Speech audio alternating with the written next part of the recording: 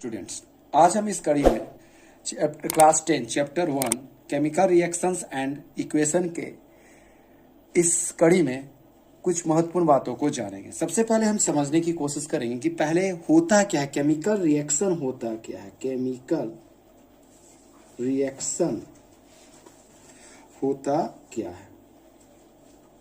Chemical reaction मतलब रासायनिक अभिक्रिया। तो रासायनिक अभिक्रिया है क्या? तो chemical reaction is the process in which new substances with new properties are formed. अर्थात कि केमिकल रिएक्शन रासायनिक अभिक्रिया वह प्रक्रिया होती है जिसमें एक नए गुण वाले नए सब्सटेंस की क्या होती है, प्राप्ति होती है।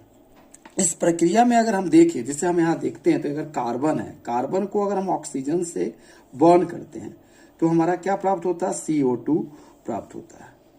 तो ये अगर हमने एक रिएक्शन लिखा तो इसमें हम दिख रहा है कि एक कार्बन जो था वो ऑक्सीजन से रिएक्ट किया और क्या बना, एक नया सब्सटेंस क्या दिया, CO2 देता है, कार्बन डाइऑक्साइड देता है, जिसका प्रॉपर्टीज जो है वो सभी जो है पहले वाले जो एलिमेंट है उससे बिल्कुल ही क्या है, भिन्न है। जैसे यहाँ कार्बन क्या है, आपका ठोस है, सॉलिड है, ऑक्सीजन जो हमारा गैस है, और जिससे जो नया सब्सटेंस फॉर्म हुआ है वो कार्बन डाइऑक्साइड, वो भी क्या है, गैस है। इसका जो प्रॉपर्टीज है इन दोनों कार्बन और ऑक्सीजन से बिल्कुल क्या है, डिफर है।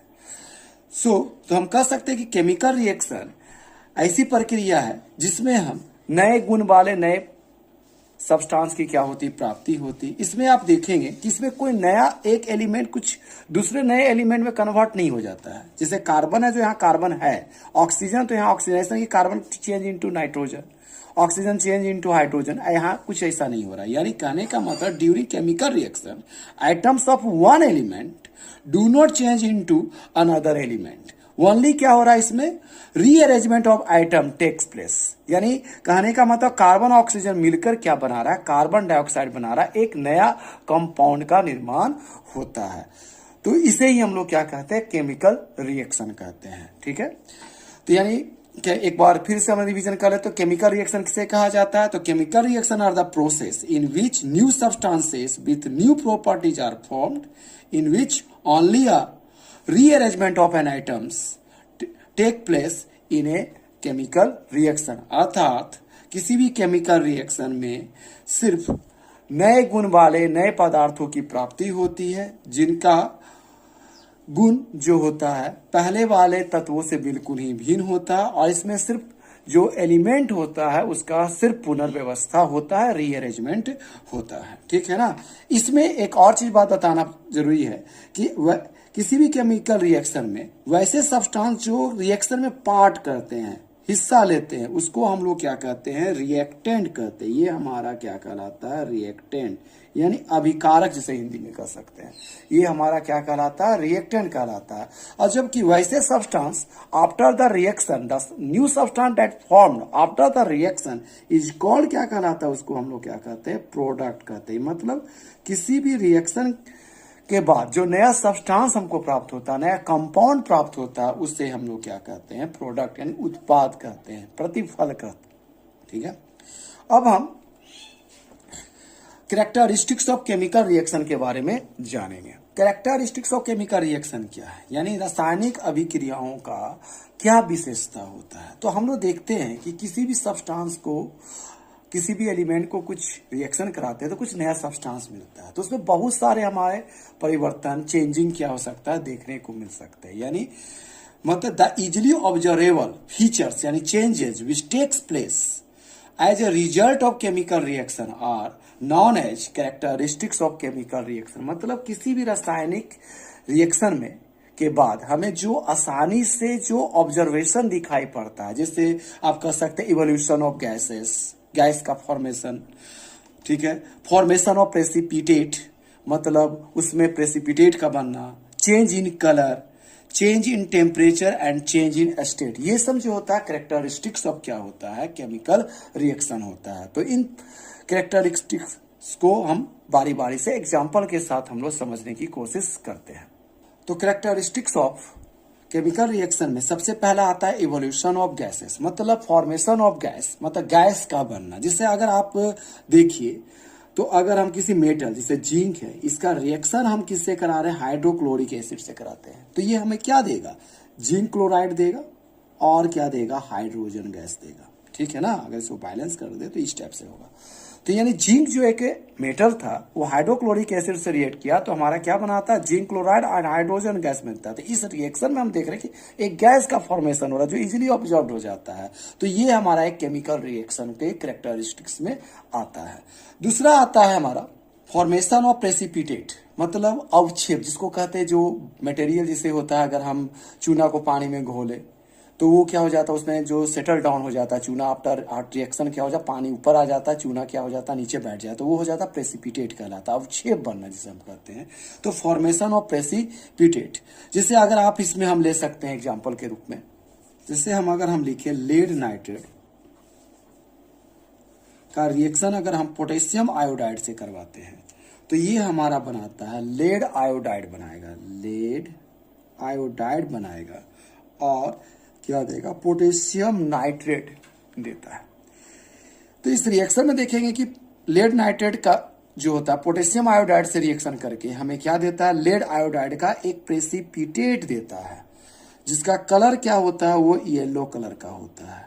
ठीक है ना, तो यहाँ पर ये कलरलेस है, ये भी हमारा कलरलेस है, ये भी हमारा कलरलेस है और ये भी कलरलेस है, मतलब दो कलरलेस सब्सटेंस मिलकर एक क्या बनाता है, एक येलो सब्सटेंस बनाता है और उसका प्रेसिपिटेट क्या होता है, फॉर्मेट होता है, अवक्षेप बनता है। तो इसे हम लोग कैरेक्टरिस्टिक्स ऑफ केमिकल रिएक्शन कर जो इजिली ऑब्जर्व कर सकते हैं। तीसरा आता है changing of colour. Change in colour में देखा जाए तो इस एग्जांपल को हम चेंज इन कलर में भी रख सकते हैं। देखिए यहाँ देख रहे हैं कि दो कलरलेस सब्सटेंस जो है आपका क्या हो रहा है, रिएक्ट करके क्या बनाता है, एक येलो सब्सटेंस का निर्माण कर रहा है। तो ये हमारा चेंज इन कलर में भी इस एग्जांपल को रख सकते हैं।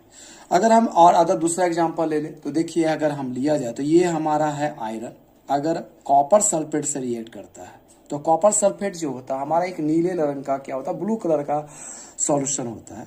जब इससे रिएक्शन करते हैं तो ये हमारा बनाता है फेरस सल्फेट बनाता है और क्या देता है, कॉपर देता है।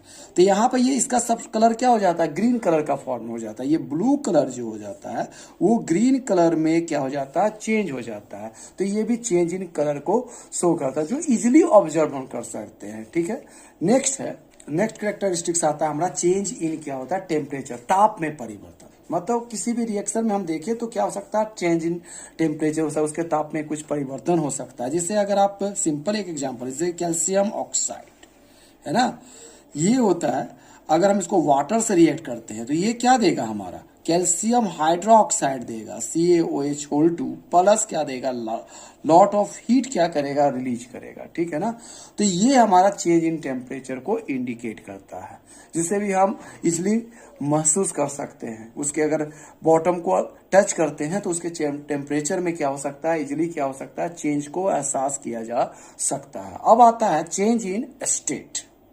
चेंज इन स्टेट मतलब हो गया अवस्था में परिवर्तन। जैसे एक सिंपल एग्जांपल है, जैसे वैक्स है, वैक्स हमारा क्या होता है, सॉलिड फॉर्म में होता है। इसको अगर हम हीट करते हैं तो ये क्या हो जाता है, लिक्विड के फॉर्म में बदल जाएगा। और इससे क्या होता है, और हीट करते हैं तो इससे हमारा गैस निकलता है, जलने पर जो वैक्स जल रहा है ये कार्बन डाइऑक्साइड रिलीज करता है। तो ये हमारा क्या होगा, चेंज। यहाँ देखिए सॉलिड, लिक्विड और क्या हो गया, गैस फॉर्म में चेंज हो रहा है।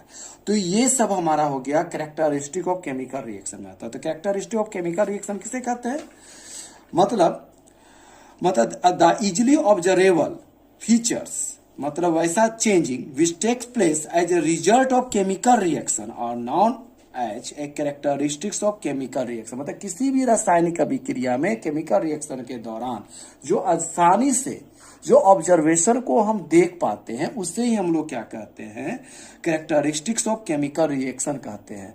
जिसके मुख्य 5 विशेषताएं थे। पहला था इवोल्यूशन ऑफ गैस, दूसरा हो गया फॉर्मेशन ऑफ प्रेसिपिटेट, तीसरा हो गया चेंज इन कलर, चौथा हो गया change in temperature and change in state. अब इसका नेक्स्ट टॉपिक आता है केमिकल इक्वेशन, जिसे हम रासायनिक समीकरण कहते हैं। तो केमिकल रिएक्शन होता क्या है, जैसे अभी हम आपको बताएं, जैसे ये जिंक है, जिंक जब सल्फ्यूरिक एसिड से रिएक्ट करता है तो हमें क्या देगा, जिंक सल्फेट बनाएगा और क्या बनाएगा, हाइड्रोजन गैस देगा। ठीक है, तो इसमें अगर हम ऐसे लिखते जिंक, ये है लिखा था अगर जिंक फिर सल्फ्यूरिक एसिड एसिड रिएक्ट करके हम क्या कहते हैं, जिंक सल्फेट, ठीक है ना, इसको लिख सकते हैं जिंक सल्फेट प्लस क्या हुआ हमारा हाइड्रोजन, ये दिया, ठीक है ना। तो इसको लिखने में क्या लगेगा, ज्यादा टाइम लगेगा, ठीक है ना, और बड़ा भी हो जाएगा।